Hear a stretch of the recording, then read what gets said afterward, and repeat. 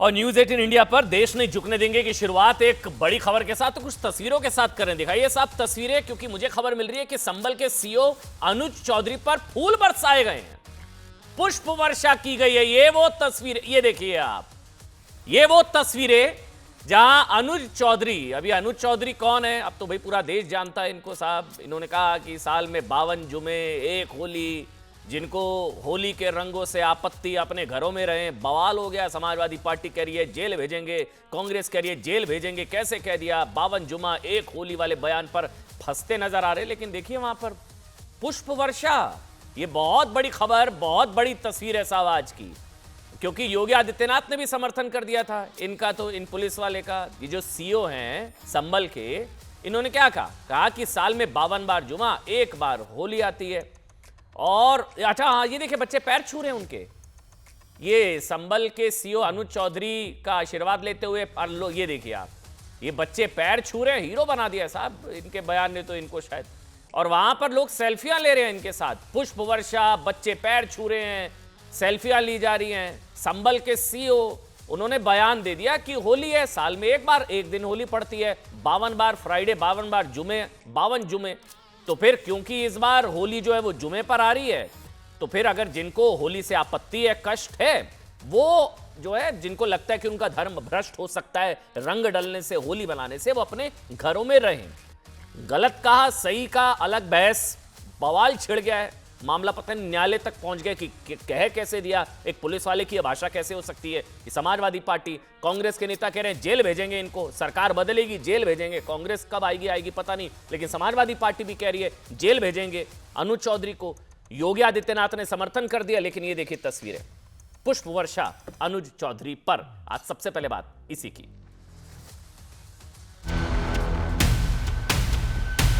मेरा सीधा साफ ये है, होली का दिन है, जुम्मा साल में 52 बार आता है, होली साल में एक बार।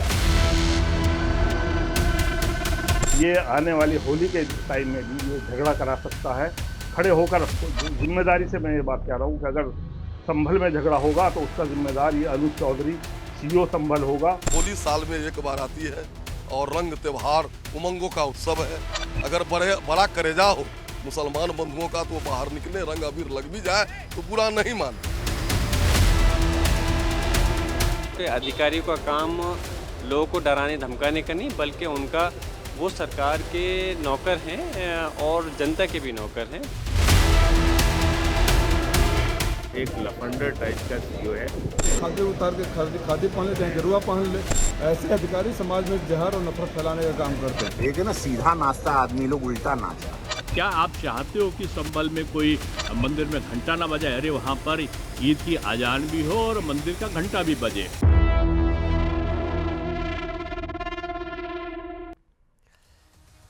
देखिए सीधा सा सवाल ये है साहब, हम लोग भी बार बार सवाल पूछ रहे हैं कि क्या कहना चाहिए था संभल के सीओ को। गलत कह दिया ना उन्हें, कुछ लोगों को लग रहा है, तो क्या कहना चाहिए था?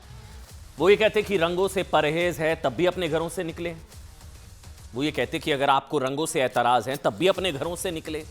वो कहते कि अगर आपको लगता है साहब कि होली खेलने से आपका धर्म भ्रष्ट हो सकता है कुछ मुसलमान भाइयों का, तो भी परवाह ना करें, घरों से निकले, घरों में नमाज ना पढ़ें, बाहर पढ़ें। जब जुमे के दिन होली है, जुमे के दिन जब इलाके में सांप्रदायिक तनाव की आशंका है, संभल की बात कर रहा हूं, तब भी बाहर आए, निकले। ये कहते वो, या इसके उलट जो उन्होंने कहा कि साहब अगर रंगों से ऐतराज है किसी मुस्लिम भाई को, अगर रंगों से ऐतराज है, या अगर किसी को लगता है साहब कि रंग से आपका धर्म भ्रष्ट हो सकता है, तो आप घरों में रहें। यही कहा ना उन्होंने। मतलब जिस तरह मुस्लिम पक्ष साल भर ईद का इंतजार करता है, अनुज चौधरी को दिखाइए, अनुज जी को दिखाइए, क्योंकि उन्हीं का बयान की चर्चा हो रही है। कह रहे कि जिस तरह उन्होंने कहा कि जिस तरह मुस्लिम पक्ष साल भर ईद का इंतजार करता है, उसी तरह हिंदू भाई भी साल भर होली का इंतजार करता है। अनुज चौधरी ने कहा अगर आपको रंगों से समस्या है तो उस दिन घरों में रहे। उन्होंने कहा इससे दो चीजें, एक तो शांति भी रहेगी और साहब एक अच्छा मैसेज भी जाएगा। प्यार का त्योहार होली, शांति से निकले। हां, उन्होंने यह भी कहा कि अगर कोई माहौल खराब करेगा तो किसी को बख्शा नहीं जाएगा। अनुज चौधरी ने यह भी कहा था, ये नहीं कोई आपको बताएगा, उन्होंने ये भी कहा था कि अगर कोई किसी को जबरन रंग लगाएगा तो उसके खिलाफ भी कार्रवाई की जाएगी। होता ना, जब कुछ गड़बड़ होती है तो हम पुलिस को गाली देते हैं, ये भी तो रिस्पॉन्सिबिलिटी पुलिस की है। पुलिस अपनी तरफ से कुछ कर रही है, पुलिस कह रही है कि कोई जबरन रंग लगाएगा तो उसके खिलाफ भी कार्रवाई की जाएगी। अब देखिए, जुमे 52 आते हैं साल में, होली एक दिन, ये भी फैक्ट है। सोचिए इस चीज को, आप इस चीज को समझिए कि साहब इतना बड़ा इत्तेफाक, इतना बड़ा संयोग कि जुमे के दिन होली, मतलब इतना सुंदर सेकुलर संयोग, बहुत प्यारा है ना साहब। जुमे के दिन होली, मिल बांट कर सबको होली खेलनी चाहिए। वैसे भी होली प्यार बांटने और बढ़ाने वाला त्योहार, मेल मिलाप बढ़ाने वाला, लेकिन उसे भी बदरंग करने की ऐसी कोशिश की जा रही है कि अब पुलिस वाले को जेल भेजने की धमकियां दी जा रही हैं। ईमानदारी से ड्यूटी कर रहे पुलिस वाले को लफंडर, टुच्चा, गुंडा बताया जा रहा है। क्यों? क्योंकि उन्होंने कह दिया कि अगर रंगों से आपत्ति है तो अपने घरों में रहें। लेकिन इन सब के उलट संभल में बच्चे अब भी पुलिस वाले का आशीर्वाद ले रहे हैं, सेल्फियां ली जा रही हैं, उन पर पुष्प वर्षा हो रही है। मतलब क्या था कि संभल के सीओ ने क्या कहा था और उन पर अब पुष्प वर्षा कैसे हो रही है ना, ये दोनों तस्वीरें हम आपको दिखाएंगे। फिर योगी आदित्यनाथ ने क्या कहा है और विपक्ष क्या कह रहा है वो भी दिखाऊंगा आज मैं आपको। पहले दिखाइए साहब, उन्होंने कहा क्या था, एक एक शब्द को ध्यान से सुनिएगा, और कैसे उन पर पुष्प वर्षा हो रही है वो तस्वीरें तो आप देख ही रहे हैं। मेरा सीधा साफ ये है, होली का दिन है, जुम्मा साल में 52 बार आता है, होली साल में एक बार आती है। तो मुस्लिम समुदाय के लोगों को यदि किसी को लगता है भाई आपको होली के रंग से आपका धर्म भ्रष्ट हो जाएगा या जो भी है, तो वो उस दिन ना निकले, घर से ना निकले, और यदि निकले तो उसका इतना बड़ा दिल होना चाहिए, वो दिल होना चाहिए कि भाई सब एक जैसे हैं, रंग तो रंग है।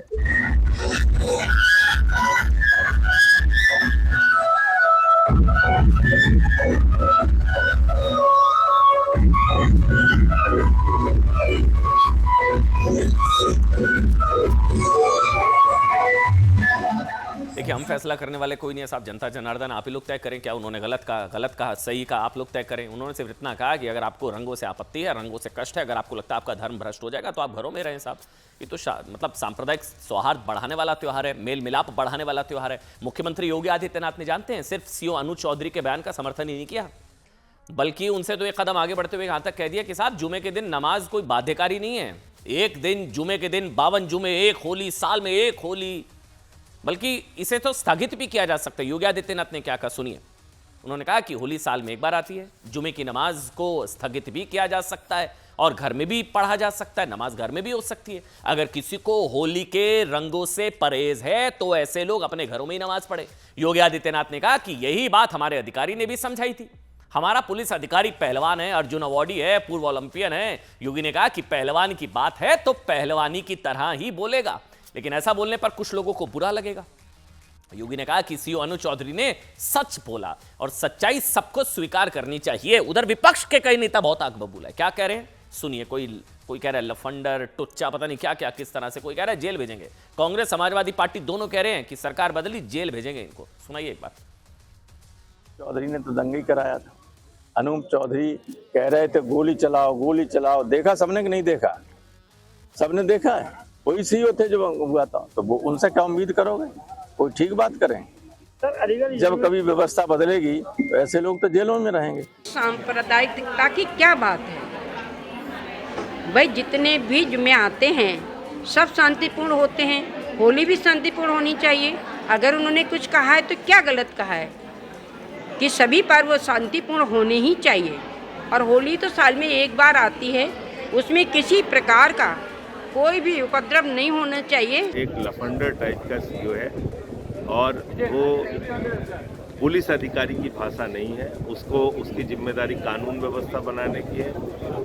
कोई मुसलमान उलेमा या मौलाना वो ये नहीं कह रहा है कि हम हिंदुओं का त्यौहार नहीं होने देंगे, वो ये नहीं कह रहा है कि भाई हम इनको रंग नहीं खेलने देंगे। फिर जबरदस्ती सूरमा बन के लोगों को भड़का के ये क्या हासिल करना चाहते? उत्तर प्रदेश के जो अधिकारी ने कहा है वो 100% सही है। साल में 52 बार जुम्मा आता है और होली साल में एक बार आती है और रंग त्यौहार उमंगों का उत्सव है। अगर बड़ा करेजा हो मुसलमान बंधुओं का तो बाहर निकले, रंग अबीर लग भी जाए तो बुरा नहीं माने। अच्छा, मुझे बताया जा रहा है मेरे साथ योगेश्वर दत्त आज लाइव हैं। योगेश्वर जी, जय हिंद, वंदे मातरम, प्रणाम आपको सब। आप तो भारत की आन बान और शान हैं, ओलंपियन हैं। आपको बता दें ओलंपिक्स में जी, ओलंपिक्स में भारत का प्रतिनिधित्व किया, पदक जिताया, राष्ट्रमंडल खेलों में स्वर्ण पदक जिताया, पद्मश्री से सम्मानित हैं, भारत की आन बान और शान योगेश्वर दत्त। योगेश्वर जी स्वागत। डॉक्टर रिजवान अहमद मेरे साथ हैं, मेरे साथ प्रेम शुक्ला जी भारतीय जनता पार्टी से हैं, समाजवादी पार्टी से अनुराग भदौरिया हैं। आप सबका बहुत बहुत स्वागत। लेकिन पहले योगेश्वर मैं आपसे शुरू करूंगा क्योंकि आप तो खुद हरियाणा पुलिस में डिप्टी डीएसपी रहे हैं, अगर मैं गलत नहीं हूं तो। फिर ये जो बयान है आपकी नजर में ये कैसा है? मतलब वो पहलवान है, पहलवानी करते हैं, इसलिए उनको ये डिस्काउंट है, वो कुछ भी बोल सकते हैं? आपकी नजर में उन्होंने कुछ भी गलत नहीं बोला? आपका क्या टेक है इस पर? उन्होंने ठीक बोला, सही बोला? देखिए अनुज चौधरी पहलवान ने कुछ भी गलत नहीं बोला।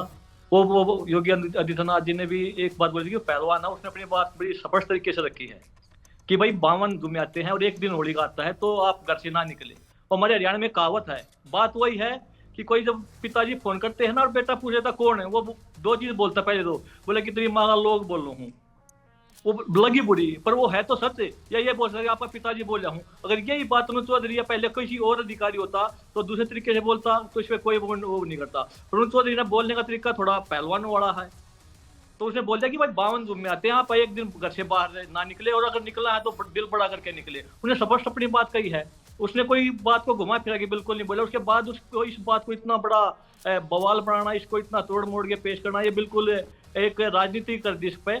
और सिर्फ सच बात है कि होली पूरे हमारे हिंदुओं का सभी का त्योहार होली और बड़े चाव से खेलते हैं सभी, इसमें कुछ उड़दंग ना हो, कुछ दंगा ना हो। तो इसलिए उन्होंने बोला कि भाई आप घर पे ही रहें और बाहर ना निकले। अगर निकलते हैं तो आप रंगों के साथ होली खेलिए। और एक सबसे बड़ी समस्या ये है, अगर कई महिलाएं, कोई लड़कियां अगर होली खेलती हैं तो उनमें जो उपद्रवी होते हैं भाग के घुस जाते हैं। डांडिया कहीं होता है, गुजरात में कहीं डांडिया होता है, तो वहां से जबरदस्ती को निकाला जाता है। तो यार ऐसी जगह है, इस तरीके का जो ये जो अभी जो ये विवाद चला हुआ है अनुज चौधरी पहलवान के ऊपर, और कुछ लोग उसको लफंडर बोलते हैं। मैं आपको जानने के लिए बता दूं कि अनुज चौधरी लगभग 10 साल तक हिंदुस्तान में एक तरफा उनका अपने वेट में राज रहा है, और एक तरफा वो नेशनल चैंपियन रहे हैं। कॉमनवेल्थ गेम्स में उनका मेडल है, एशियन चैंपियनशिप में मेडल है, 2004 ओलंपिक हम साथ में खेले थे। पहलवानी में भी उनका कोई उनकी जब तक उन्होंने कुश्ती की उनकी कोई बराबर का नहीं था, वो एक तरफा अपने वजन में वो चैंपियन रहे हैं। पर दुख ये है कि जब कोई बात आती है, जब कोई एक कानून व्यवस्था को ठीक करने की बात करता है या अपने सनातन संस्कृति के लिए बोलता है, और उसके पीछे पड़ने वाले हिंदुस्तान में बहुत ज्यादा लोग की संख्या बढ़ती जा रही है। वो कह रहे हैं कि पुलिस वाले का काम सनातन को बचाने का काम थोड़ी ना, उसको लॉ एंड ऑर्डर मेंटेन करने का काम है, नंबर 1। नंबर 2, जो चीज़ कही जा रही है, मैं एक बार सवाल पूछ लूँ आपकी इजाज़त से। ये कहा जा रहा है कि मतलब जो किस पुलिस वाला कहेगा घरों में रहो, ये कहना गलत था। वो लॉ एंड ऑर्डर मेंटेन करने का काम है, सबको आज़ादी, सब आके घूमे। और कोई मुस्लिम भाई भी अगर होली बनाना चाह रहा है तो वो उनके बयान से आपत्ति है। तो उन्होंने बोला कि अगर कोई बड़ा दिल करके खेलना चाहता तो आइए, और पुलिस का काम होता है लोग सचेत करना कि आप घर में रहिए। धारा 144 जब लागू होती है, जब कहीं भी 4 आदमी खड़े एक साथ खड़े नहीं हो सकते, तो वो काम पुलिस का है। पुलिस को बताएगा कि आपको घर से निकलना है, नहीं निकलना है। कोरोना काल में तो पुलिस ने लोगों के ऊपर लाठीचार्ज की है कि आपको घर से निकलना है। तो ये कानून व्यवस्था का काम पुलिस का है, और उसने बड़े स्पष्ट तरीके से कानून व्यवस्था की बात की है। और बात संस्कृति की रही, तो ये काम हमारा, आपका भी, हमारा भी है, चाहे कोई पुलिस में है चाहे फौज में है, वो अपनी संस्कृति को ठीक रखने के लिए, उसमें सभी धर्मों की संस्कृति है। माँ के लिए सनातन संस्कृति की बात नहीं करता। उसने खुद बोला कि जुम्मे की वो है तो आप 3 बजे के बाद भी निकल सकते हैं, या घर पे भी आप नमाज अदा कर सकते हैं। तो उसमें तो यही बोला, उन्हें ये कहाँ बोला कि आप नमाज अदा नहीं करोगे या आप जुम्मा नहीं मनाओगे। तो उसने बात तो हर धर्म की है, और उसको एक इस तरीके से राजनीति, जिस तरीके से लोग रोटियां सेक रहे हैं, वो बड़ा दुखद है, बहुत दुखद है। ठीक है अनुराग भाई, आप बताएंगे क्या गलत क्या कहा? मतलब उन्होंने तो कहा कि कोई अगर जबरदस्ती रंग लगाएगा तो उस पर भी कार्रवाई होगी। मुस्लिम भाई आए जिनको रंगों से आपत्ति नहीं है, मिलकर होली खेलें। इसमें प्रॉब्लम क्या है, गलत क्या है, अगर आप समझा पाए। फिर मैं प्रेम शुक्ला जी, डॉक्टर रिजवान आपके पास। देखिए, होली का त्योहार है तो मैं होली से अपनी बात शुरू करूंगा। होली का त्योहार ही ऐसा है, दिलों को मिलाने का मौसम है, दूरियां मिटाने का मौसम है। होली का त्योहार ही ऐसा है, रंगों में डूब जाने का मौसम। लोग रंगों में डूब जाते हैं, होली धूमधाम से मनाते हैं, वर्षों से मनती आ रही है। ऐसा नहीं कि पहली बार ही होली के दिन जुम्मा पड़ा है, कई बार ऐसा हुआ है, और धूमधाम से लोग मनाते हैं। हमारे साथ तो मुस्लिम भाई भी खूब धूमधाम से होली मनाते हैं, हमें कोई दिक्कत नहीं हुई, ना उनको कभी कोई दिक्कत नहीं। लेकिन पुलिस एक संविधान, देश के अंदर एक संविधान है। समाजवादी क्योंकि सरकार राष्ट्रपति के दौरान नहीं- पढ़ा था मुझे सुनिए, जुमे के दिन होली मुझे क्या वो बात- पढ़ा मुझे था बात ऐसे। करने दीजिए, अरे फिर मैं आप पूछ रिसर्च रहा हूँ, करिए। मुझे पता नहीं है, मेरी जानकारी कम है। मैं रिसर्च कर लीजिए, मेरी बात, समय कम है। लोकतंत्र है, जुमे के दिन संविधान, होली न्यायपालिका, समाजवादी आप पार्टी की बोलने सरकार नहीं के दोगे दौरान क्या पढ़ा आदमी? था क्या?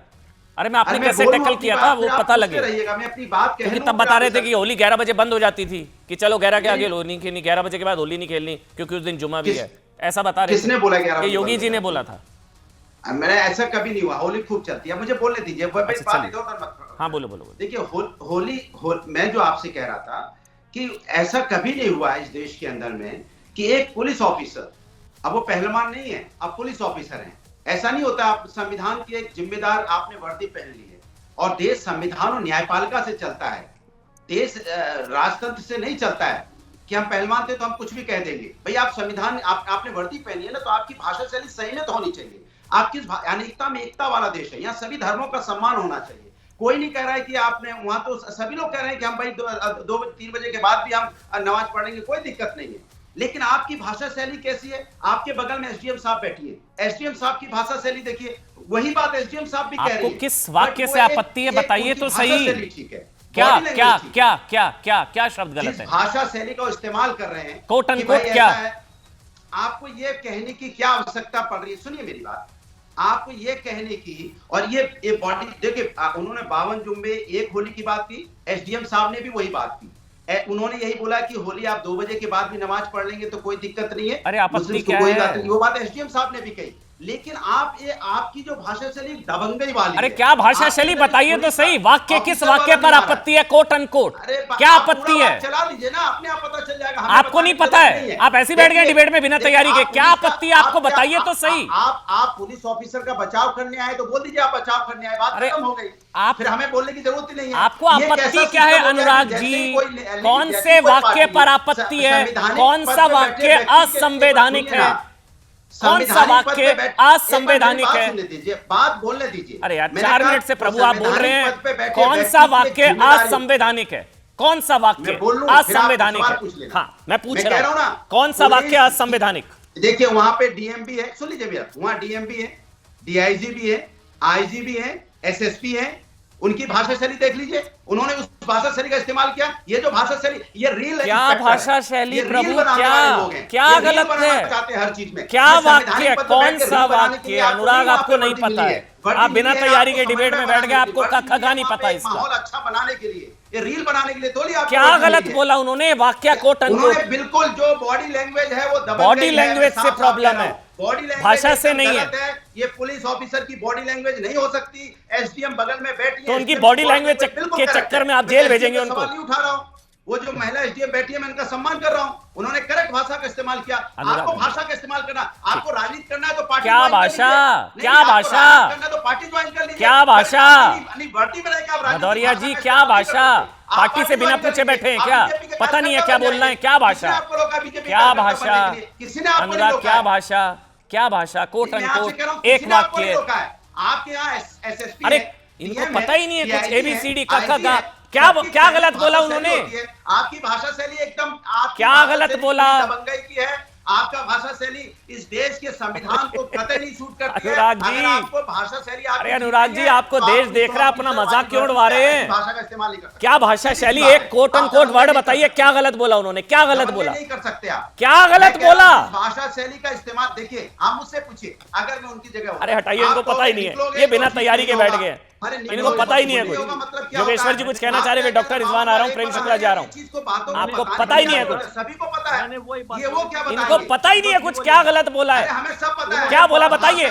बिल्कुल गलत है। अच्छा बॉडी लैंग्वेज प्रॉब्लम है, बॉडी लैंग्वेज के चक्कर में पुलिस वालों को जेल भेजेंगे? चलिए हाँ ठीक है, सख्त विरोध करता हूँ। सख्त विरोध। मैंने वो बात बोली थी, हाँ जी, प्लीज। हरियाणवी भाषा में 2 चीज वो आ जाती हैं कि कोई पिताजी जब फोन करता होगा, बेटा उठाता बोलता है कौन बोलता हो, 2 चीज, कोई बोलता है कि तेरी माँ लोग बोलता हूँ, कोई बोलता तेरा पिताजी बोलता हूँ। बात वही है, पर बात यहाँ पे है कि अनुज चौधरी थोड़ा अपने तरीके से बोला कि भाई कोई घर से बाहर ना निकले, उनको उसमें परेशानी है। अरे तो उसके चक्कर में जेल भेजने की धमकी दे रहे हैं ये लोग। ये बॉडी लैंग्वेज के चक्कर में पुलिस वालों को जेल भेजेंगे? इन लोगों ने क्या हाल किया था शैलेंद्र सिंह से लेकर मुख्तार वाले मामले में, वो खोलने बैठे कच्चा चिट्ठा तो पता लग जाएगा, इसलिए छोड़िए आप। चलिए संविधान, अरे आपको पता ही नहीं अनुराग, आपको पता ही नहीं है आप क्या बोल रहे हैं। पहले प्रेम शुक्ला, डॉक्टर रिजवान अहमद, एक कमेंट जल्दी से। पहले प्रेम शुक्ला, फिर डॉक्टर रिजवान मैं आ रहा हूं। पहले प्रेम शुक्ला, दादागिरी करने के प्रेम शुक्ला, बस बस बस बस बस बस। प्रेम शुक्ला ऑडियो बंद, प्रेम शुक्ला बोलेंगे, आप ऑडियो बंद। पुलिस ऑफिसर की जिम्मेदारी होती है कि पक्षपात ना करे। चलिए ऑडियो बंद, प्रेम शुक्ला जी बोलेंगे। प्रेम शुक्ला जी अब आप बोलिए। जी अमन जी कह रहे इनको ये जेल भेजेंगे समाजवादी पार्टी। आपने 400 सेकंड का समय दिया। अमन जी आपने 400 सेकंड का समय श्रीमान अनुराग भदौरिया को दिया और एक प्रश्न आपने पूछा कि आपत्तिजनक शब्द कौन सा था, आपत्तिजनक शैली कौन सी थी, आपत्तिजनक भाषा कौन सी थी, संविधान सम्मत भाषा कौन सी, संविधान इतर भाषा कौन सी थी। इसका जवाब नहीं दे पाए, हाँ बाएं साएं बोले जा रहे हैं। अनुज चौधरी जी जो बात कर रहे हैं वो संविधान सम्मत है, कानून सम्मत है। वो अपनी ड्यूटी के अनुकूल जो उन्होंने हिदायतें नागरिकों को देनी चाहिए वो अपने ड्यूटी के अनुकूल नागरिकों को हिदायत दे रहे हैं। इसमें आपत्ति कुछ नहीं है। आपत्ति ये है कि श्रीमान अखिलेश यादव जो स्वयं को औरंगजेब समझते थे, उनके कार्यकाल में जुमे के दिन होली प्रतिबंधित हो जाती थी। उनके कार्यकाल में मुहर्रम का जुलूस जब निकलता था तो मुहर्रम के जुलूस के समय देवी विसर्जन को प्रतिबंधित कर दिया जाता था। उनके कार्यकाल में गौ हत्या करने वाले कसाईयों को खुली छूट थी। उत्तर प्रदेश की हर छोटी मोटी बाजार में गौ कशी खुल्ला होती थी। उन्होंने जो है औरंगजेब की तरह राज करना प्रारंभ किया था।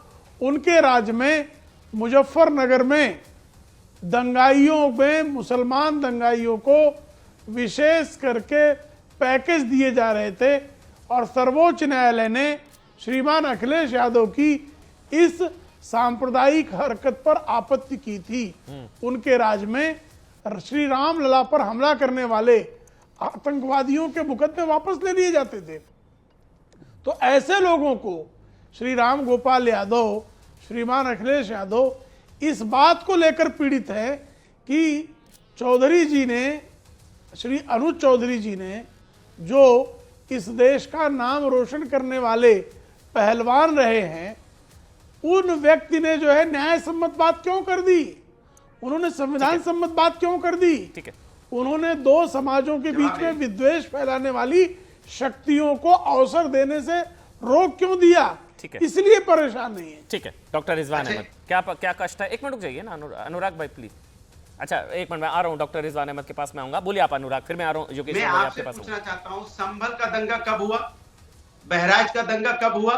संभल के दंगे में क्या पुलिस की जिम्मेदारी नहीं बनती थी कि वहां पे सैनिटाइज करके सारी व्यवस्था करना, लॉ ऑर्डर को मेंटेन करना? इन्होंने गलत क्या कहा मुझे बताइए अनुराग, गलत क्या कहा ये बताइए मेरे को ना, ज्ञान मत बताइए, इन्होंने क्या गलत कहा ये बताइए। मैंने हर सत्ता में आप रहोगे तो सत्ता धर्म नहीं निभाओगे, विपक्ष में रहोगे तो विपक्ष का धर्म नहीं निभाओगे। अनुराग, अनुज चौधरी ने क्या गलत कहा वो बता दीजिए, समय क्यों बर्बाद कर रहे हैं मेरा। अनुज चौधरी ने क्या गलत कहा, क्या गलत कहा? चौधरी की बॉडी लैंग्वेज जो भाषा शैली है, बॉडी लैंग्वेज के चक्कर में जेल भेजेंगे पुलिस वालों को। अगर उनको रील सीओ बनना है तो रील सीओ बने, अगर उनको राजनीति करनी है तो राजनीति में चले जाए। अनुराग भदौरिया की बॉडी लैंग्वेज पे आपत्ति हो रही है, धमकाने की जरूरत इससे क्या होना नहीं है। कैसे धमकाया उन्होंने?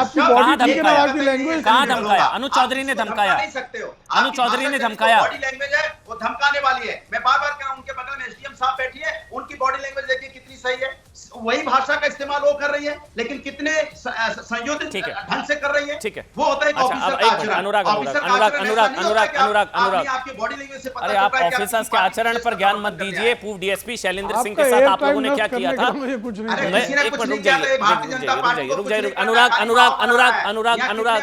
अनुराग समय बर्बाद नहीं, सीधा पॉइंट पर आइए। अनुराग की बातें कर करके आप किसी ऑफिसर, अनुज चौधरी की बॉडी लैंग्वेज की वजह से समाजवादी पार्टी उनको जेल भेजेगी? ये आप बचाइए, बॉडी लैंग्वेज की वजह से जेल भेज रहे हैं उनको? आप लोगों ने माहौल बना रखा है देश के अंदर में। हटाइए बस, योगेश्वर दत्त को लाइए। कोई गलत नहीं है, सवाल बिना सुने आए बाएं ताएं बोले जा रहे हैं, रुक जाइए ना आप। अनुज चौधरी को हीरो बनाने में लगे बीजेपी, अनुज चौधरी के पीछे चलना चाहती है क्या? इतनी कमजोर हो गई है बीजेपी। अब एक अनुज चौधरी के पीछे बीजेपी चलेगी? शर्म आती है मुझे भारतीय जनता पार्टी पे। अनुज चौधरी के माध्यम से राजनीति कर रही है, शर्म आनी चाहिए आपको। इस देश के अंदर होली धूमधाम से हमेशा से मनती है, आप अनुज चौधरी के पीछे छुप के राजनीति करना चाहते हैं। अब हो गया। अनुराग भदौरिया, शायद आपको समझ से ये बात की है जो प्रेम शुक्ला ने कहा। मैं योगेश्वर दत्त के पास जा रहा हूं। जो आपको आपत्ति है, जो प्रेम शुक्ला कह रहे हैं कि क्योंकि होली खुले तौर पर जुमे के दिन होली ज्यादा खुले तौर पर बढ़ रही है। लखनऊ में मैं देख रहा हूं नमाज टल गई है, 1:45 से 2 बजे होगी और बहुत स्वागत योग्य फैसला मुस्लिम भाइयों की तरफ से किया गया। तो होली को प्राथमिकता दी जा रही है, उससे कष्ट हो सकता है क्या? लेकिन योगेश्वर दत्त, अरे बस करिए ना, आपको कष्ट ही नहीं पता आपका क्या है। योगेश्वर दत्त, अब आप बोलेंगे समाजवादी पार्टी कह रही है कि बॉडी लैंग्वेज से प्रॉब्लम है। उनकी बॉडी लैंग्वेज, वो आप भी पहलवान, आप भी हरियाणा पुलिस में रहे, उनकी बॉडी लैंग्वेज से प्रॉब्लम है, दबंगई वाली और धमकाने वाली उनको लग रही है समाजवादी पार्टी को। योगेश्वर भाई, देखिए भगवान ने उनको शरीर दिया, अच्छा शरीर दिया, अच्छा पहलवान बनाया, ओलंपियन पहलवान वो है, तो उसको वो अपनी बॉडी और उसका शरीर को कैसे बदल सकते हैं वो। और ये अभी भदौरिया जी बोले थे कि जो एसडीएम जी मैडम बैठी थी उन्होंने बोला है, बात सेम दोनों ने वही बोली है, पर इनको दिक्कत अनु चौधरी से है कि वो उसने इस तरीके से क्यों बोला।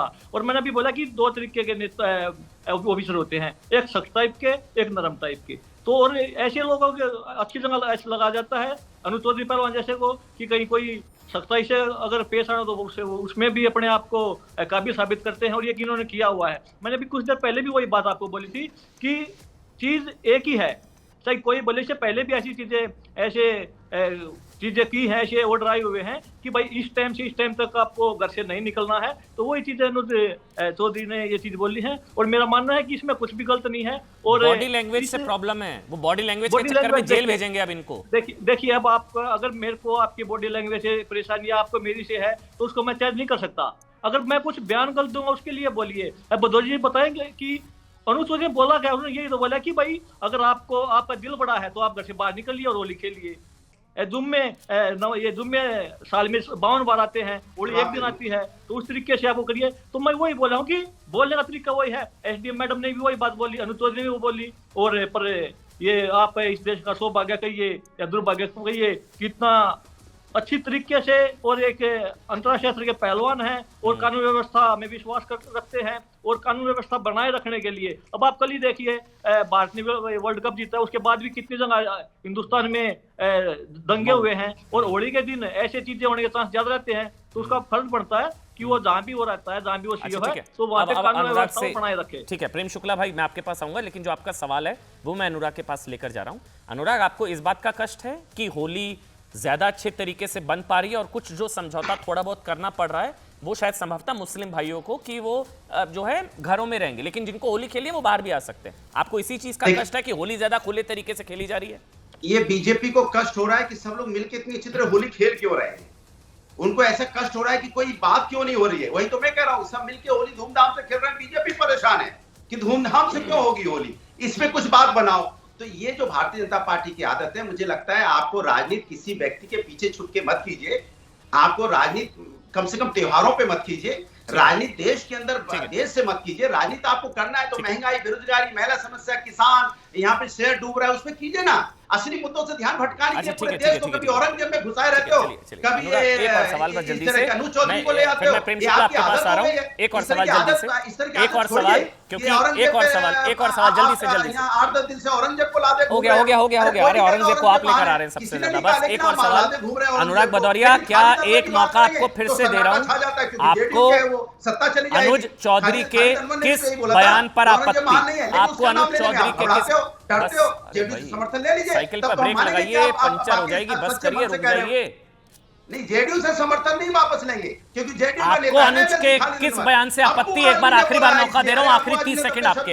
अनुज के किस बयान से आपत्ति? अनुज के किस बयान से आपत्ति? अनुज के किस बयान से आपत्ति? सिर्फ धर्म के नाम पे हो रही है। ऑडियो नहीं पता। मैं अपने पहलवान भाई दत्त साहब से बोलूंगा, ये बीजेपी के चक्कर मत पड़िए। ये राजनीति धर्म के नाम पे राजनीति कर रहे हैं, देश के विकास। एक आखिरी सवाल है, फिर ऐसे ईमानदारी से हिंदुस्तान की है बात, आपसी भाईचारे की है, और आप लोगों ने हमेशा इस देश को लड़ाने का, इस देश में सौहार्द को खराब करने का काम किया है। आप जब आपकी सरकार थी, आप वो दंगा भूल चुके हो क्या? राम मंदिर के उस पे राम भक्तों गोली चलाई, आप उसी को भूल सके हो क्या? ये बात बीजेपी कांग्रेस की, ये बात संविधान और न्यायपालिका को मानने वाले लोग हैं। चलिए प्रेम शुक्ला, मेरा सवाल सीधा से है, अगर ईमानदारी से अपनी ड्यूटी कर रहे पुलिस ऑफिसर्स को ऑपोजिशन इस तरह की धमकियां देगा, तो ये तो पुलिस के मोरल पर असर डालेगा कि कल को सरकार बदलती है, जो लोग जेल डालेंगे, बदले की कार्रवाई करेंगे। अनुराग भदौरिया कह रहे हैं बॉडी लैंग्वेज के चक्कर में जेल डालेंगे। ये कह रहे बॉडी लैंग्वेज से प्रॉब्लम है, इनके नेता कह रहे हैं इनके जेल डालेंगे, धमका रहे हैं पुलिस वालों को। प्रेम शुक्ला, आखिरी जल्दी से, लगातार लास्ट कमेंट। 17 आप लगातार 17 मिनटों से उनसे प्रयास करते रहे कि पूछ लें कि भाई कौन से शब्द पर आपत्ति है, कोई आपत्ति बता नहीं पाए। दरअसल ये चाहते हैं कि पुलिस बल जो है उसका मनोबल गिरा रहे, दंगाइयों का मनोबल ऊपर रहे, आतंकवादियों का मनोबल ऊंचा रहे। आतंकवादियों, दंगाइयों, बलवाइयों का समर्थन करते हैं। संभल में दंगे बता रहे हैं, संभल में दंगे नहीं हुए थे।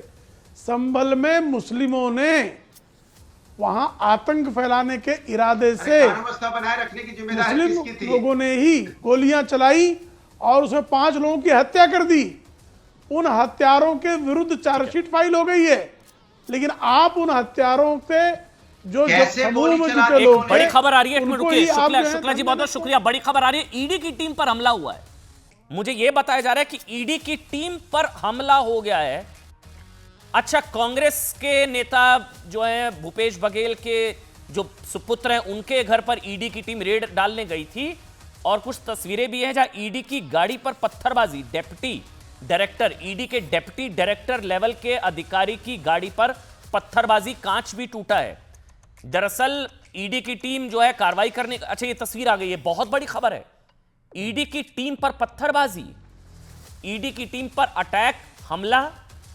अब बताया जा रहा है कि बड़ी खबर यह है कि आज सुबह ईडी की टीम 2000 करोड़ के शराब घोटाला केस में कार्रवाई करने भूपेश बघेल के घर पहुंची थी। भूपेश बघेल कांग्रेस के वरिष्ठ नेता, इस दौरान टीम को वहां से भारी कैश बरामद हुआ, 30 लाख के आसपास बताया जा रहा है, 30 लाख के आसपास। उसकी जांच चल रही है और पेन ड्राइव वगैरह दूसरे दस्तावेज मिले हैं। लेकिन वहां पर फिर माहौल खराब हुआ जब ईडी की टीम वहां से निकल रही थी।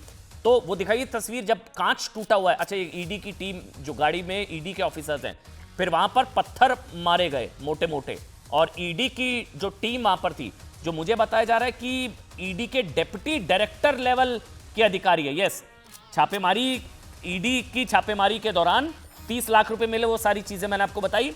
ईडी के डेप्यूटी डायरेक्टर लेवल के अधिकारी की गाड़ी पर अटैक हुआ। फिलहाल ईडी इस बाबत कानूनी कार्रवाई की तैयारी भी करती हुई नजर आ रही है। आगे बढ़ेंगे, जिसका जिक्र अभी डिबेट में भी हो रहा था कि भारत जीती, चैंपियन बनी, दुबई में तिरंगा, लेकिन भारत में दंगा क्यों? अब बात इसकी।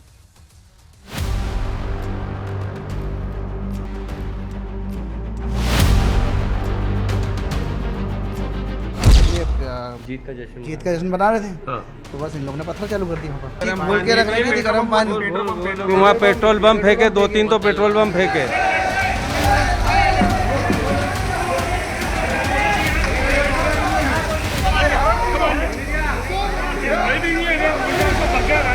दोनों तरफ से आपके आंसू से इधर से पत्थर मारे थे और उधर से जो फूल आ रहे थे।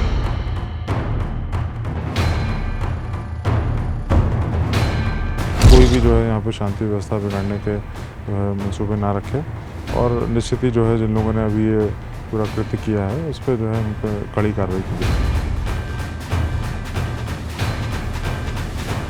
कठोर सबक सिखाने की ताकत सरकार रखती है। देशद्रोही कोई हरकत यहाँ बर्दाश्त नहीं। साजिश बहुत बड़ी है, मुझे लगता है पूरे देश को सतर्क और सावधान होना चाहिए। रोड ब्रेकर लोग हैं, इन रोड ब्रेकर का इलाज तो मैं समझता हूँ कि योगी जी बेहतर तरीके से करते हैं। ये ना हिंदू है ना मुसलमान है, ये लोग केवल अराजक तत्व है।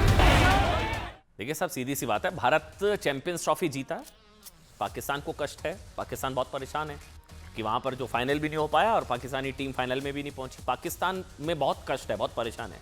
लेकिन पाकिस्तान में भी इस तरह का दंगा भारत के खिलाफ करने की कोशिश नहीं हुई, जहां भारत के कुछ इलाकों में इसी पैटर्न पर, ये देखिए आप, कौन है ये लोग? ये लोग कौन है साहब? इनके चेहरे देखिए, फिर वही कैमरे में तस्वीरें आ गई। ये सब ये कौन लोग हैं? मुंह ढका हुआ है, पत्थर तैयार रहते हैं, फिर पुलिस को वहां पर जो है मार्च वगैरह करना पड़ रहा है। आगजनी, हिंसा, तोड़फोड़, पेट्रोल बम, सब कुछ अचानक रात 10 बजे कहां से आ गया ये सब? मतलब भारत में भारत की जीत से इतनी नफरत किसे हो सकती है? मतलब ये कौन है जो भारत में रहकर भारत की जीत नहीं पचा पा रहे हैं? चैंपियन, दंगों का चैंपियन कौन? जिन्होंने चैंपियंस ट्रॉफी में भारत के चैंपियन बनने के बाद इंदौर को दंगों की आग में झोंकने की कोशिश की। ये देखिए आप, ये कौन लोग हैं? ये पाकिस्तान की तस्वीरें नहीं दिखा रहा कि पाकिस्तान में हिंसा, आगजनी, तोड़फोड़ हो रही है, कि भारत फाइनल में पहुंच गया, भारत चैंपियंस ट्रॉफी में जीत गया। ये पाकिस्तानी, हमारे भारत की तस्वीरें हैं। टीम इंडिया की जीत पर इंदौर में आगजनी की, पत्थरबाजी की, हिंसा की, पेट्रोल बम तक चलाए, पेट्रोल बम। और इंदौर में दंगे जैसी स्थिति बना दी गई। आरोप यहां तक है कि कुछ दंगाइयों ने हिंदुस्तान मुर्दाबाद के नारे लगाए। ये सब तस्वीर देखे, पत्थर मोटे मोटे चला रहे हैं ये लोग। पत्थर, इनके पत्थर हमेशा तैयार रहते हैं साहब। मतलब एक पेट्रोल बम है ना, मतलब पेट्रोल बम तो पहले तैयार किया गया होगा। पेट्रोल बम ये देखिए आप, मतलब इन लोगों की तरफ से कहा जा रहा है कि जो कुछ उकसाऊ जो है विजय जुलूस निकल रहा था मस्जिद के सामने से, तो फिर गुस्सा आ गया और गलत हो गया, तो ये कैसे, तो फिर कहासुनी हो गई। तो फिर अचानक था तो पेट्रोल बम कैसे तैयार पड़े थे? या तुरंत इतनी एक्सपर्टीज है, तुरंत तैयार हो जाते हैं पेट्रोल बम? पत्थर कहां से आए? मतलब सोचिए, जब चैंपियंस ट्रॉफी में टीम इंडिया की जीत पर पूरे देश से जश्न की तस्वीरें, कश्मीर से लेकर कन्याकुमारी, गुजरात से लेकर कच्छ, नागालैंड, कोहिमा, हर जगह जश्न साहब। Bharat champions trophy, Bharat champion बना। उस वक्त इंदौर में टीम इंडिया की जीत पर जश्न की बजाय हिंसा हो रही थी। वो देखिए आप, दो अलग अलग तस्वीर आपके सामने, एक तरफ जश्न, एक तरफ दंगा। दुबई में तिरंगा, भारत में दंगा, पत्थर चल रहे हैं, हिंसा हो रही है। इनकी प्रॉब्लम क्या? इनके पेट में दर्द हो रहा है, भारत जीत गया। आगजनी कर रहे हैं, दंगे जैसे हालात, पेट्रोल बम चला रहे हैं, गाड़ियां फूंक रहे हैं, हिंसा कर रहे हैं, हिंसा, आगजनी, तोड़फोड़। मतलब या तो पहले से तैयारी थी, पता लग रहा था, क्योंकि मतलब मैच जब खत्म हुआ तभी लोग विजय जुलूस निकालना, पूरी कहानी समझिएगा हुआ क्या। इंदौर में इस हिंसा की शुरुआत उस वक्त हुई जब चैंपियंस ट्रॉफी के फाइनल में टीम इंडिया ने न्यूजीलैंड को हरा दिया। बहुत बड़ा मौका साहब। उसके बाद पटाखे, आतिशबाजी, लड्डू, ढोल नगाड़े की थाप पर लोग जश्न मना रहे हैं।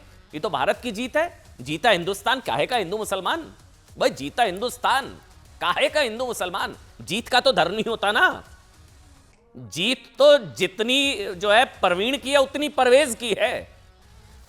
भाई जीत तो सबकी है, उस जीत का तो कोई धर्म नहीं होता। देश के हर हिस्से में मतलब पटाखे फटने शुरू हो गए साहब, आतिशबाजी होने लगी। इंदौर के मऊ में भी सैकड़ों की संख्या में क्या हुआ कि तिरंगा लेकर जीत का जुलूस निकला, क्योंकि दुबई में तिरंगा, ये तो तिरंगे के लिए खेल रहे थे ना।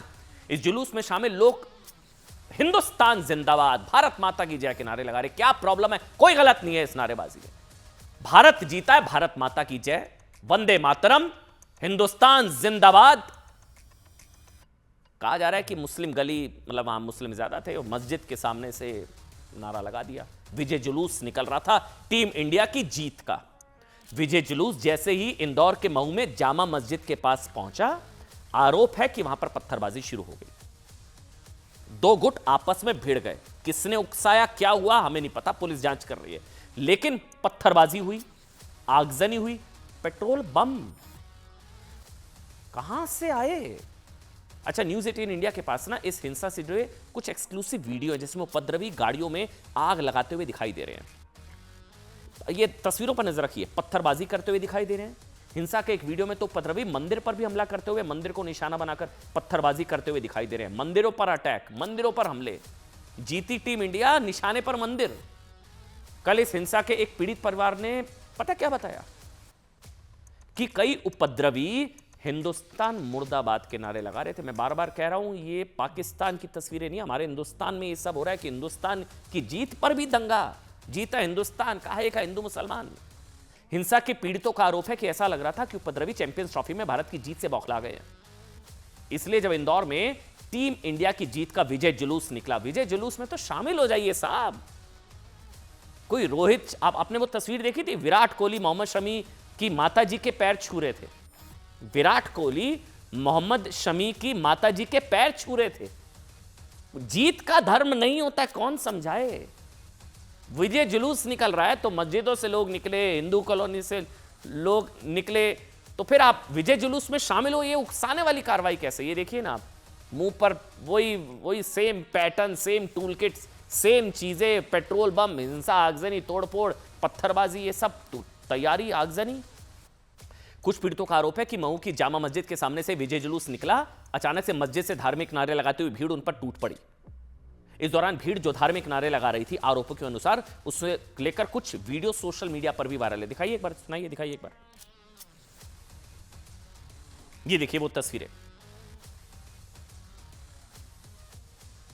देखिए, इस हिंसा को लेकर जो सबसे बड़ा सवाल यह कि मस्जिद के पास, भीड़ के पास अचानक पेट्रोल बम, पत्थर और हथियार कहां से आ गए, ये तो आप जानना चाहेंगे। ये वो तस्वीरें भी हैं।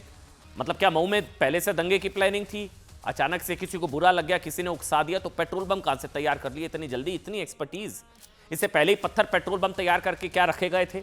इन दंगों को लेकर एक पक्ष का कहना है साहब कि मस्जिद से अचानक लोग निकले और टीम इंडिया के समर्थकों पर हमला शुरू कर दिया। इन्हीं लोगों ने इलाके में हिंदू परिवारों को भी निशाना बनाया और मंदिरों पर भी पत्थर चलाए। अब मुस्लिम भाइयों का पक्ष है कि हिंदू समाज के लोगों ने झगड़ा शुरू किया। हिंदू पक्ष का आरोप है कि मस्जिद से निकले लोगों ने हमला किया, लेकिन हमारा सीधा सा कहना है कि जीता हिंदुस्तान, क्यों हिंदू मुसलमान, और जीत का कोई धर्म नहीं होता है। अब आपको बदलते कश्मीर की तस्वीर दिखाते हैं। जम्मू कश्मीर के गुलमर्ग में फैशन शो का आयोजन किया गया। टूरिज्म के लिहाज से एक बड़ी तस्वीर, बड़ा बवाल हो गया साहब। रमजान में फैशन शो कश्मीर में, इस सवाल के साथ भी कि रमजान में देश में फैशन शो का आयोजन नहीं हो सकता क्या? मतलब मुंबई में हो सकता है तो कश्मीर में क्यों नहीं हो सकता साहब? पूरी खबर समझिए। हुआ ये कि जम्मू कश्मीर के गुलमर्ग में 7 मार्च को फैशन शो का आयोजन किया गया था, जिसमें मॉडल्स ने खुले आसमान के नीचे भारी बर्फबारी के बीच रैंप वॉक किया। अब देखिए 370 हटने के बाद ये बदलते कश्मीर की बदलती हवा, बदलती फिजा, टूरिज्म बढ़ाने के लिहाज से एक अच्छी तस्वीर देखने को मिली। लेकिन सोशल मीडिया पर जब रैंप वॉक की ये तस्वीरें वायरल हुई तो इसको लेकर विवाद खड़ा हो गया। सवाल पूछे जाने लगे कि रमजान के महीने में फैशन शो का आयोजन क्यों? आरोप लगाया जा रहा है कि इस फैशन शो के जरिए रमजान के महीने में अश्लीलता को परोसा गया। लेकिन सवाल यहां है, मैं बार बार कह रहा हूं, जब मुंबई में फैशन शो का आयोजन रमजान में हो सकता है, बेंगलोर में हो सकता है, देश के किसी भी हिस्से में हो सकता है, तो कश्मीर में भी होना चाहिए। क्या प्रॉब्लम है? कोई बैन होता है क्या? मतलब हालांकि विरोध में कहा जा रहा है कि ऐसा करके धरती का स्वर्ग कहे जाने वाले जम्मू कश्मीर की परंपरा, संस्कृति को चोट पहुंचाई गई। मैं बार बार वही सवाल, देश में तो कोई पाबंदी नहीं है, तो कश्मीर भी देश का हिस्सा है ना। कश्मीर में फैशन शो का आयोजन क्यों नहीं हो सकता? या कश्मीर के लिए कुछ अलग नियम होने चाहिए? अब हो सकता है 370 के हटने के बाद ये तो संभव नहीं। हालांकि उमर अब्दुल्ला की तरफ से भी इस पर सफाई दी गई, कहा गया कि जांच के आदेश दे दिए गए। अब किस चीज की जांच होगी? ऑपोजिशन की तरफ से भी, यहां तक कि सारी पार्टियां लगभग एक सुर में कह रही है कि ठीक नहीं हुआ। सुनिए। हुकूमत से कोई इजाजत नहीं मांगी गई, हुकूमत से कोई पैसे नहीं लिए गए, सरकारी इंफ्रास्ट्रक्चर कोई इस्तेमाल नहीं हुआ और सारे सरकारी अफसर इसमें थे नहीं। लेकिन इस बात के बावजूद इंतजामिया को वहां कहा गया है कि अगर कहीं पर भी इसमें कानून के खिलाफ कोई बात हुई हो, अपनी तहकीकात मुकम्मल करके अगर जरूरत पड़े तो मामला पुलिस के हवाले किया जाए, पुलिस के उसके बाद अपनी तहकीकात करेगी। लेकिन मैं यहाँ क्लियर करना चाहता हूँ कि इस फंक्शन में हुकूमत का कोई रोल नहीं था। अगर हमसे इसके लिए इजाजत मांगी गई होती, हम इजाजत नहीं देते। परमिशन के लिए सिर्फ इतनी परमिशन नहीं, जहाँ पे शराब का सेवन हुआ है और जो शॉर्ट टर्म बार के लिए उन्होंने परमिशन दी है, उसके मिनिस्टर तो सीएम साहब हैं। परमिशन तो वहीं से गई होगी। और वो कह रहे हैं कि कश्मीर में ऐसा नहीं हुआ है, खासकर रमजान के महीने चल रहे हैं। देखिए, रमजान का महीना हो या कोई और महीना हो, सवाल वो पैदा नहीं होता है। सवाल जो सीएम ने वहाँ पे हाउस को गुमराह करने की कोशिश की और इस पूरे इशू को मुझे लगता है अपने सर से उतारने की कोशिश की, तो इसका जवाब उन्हें देना चाहिए।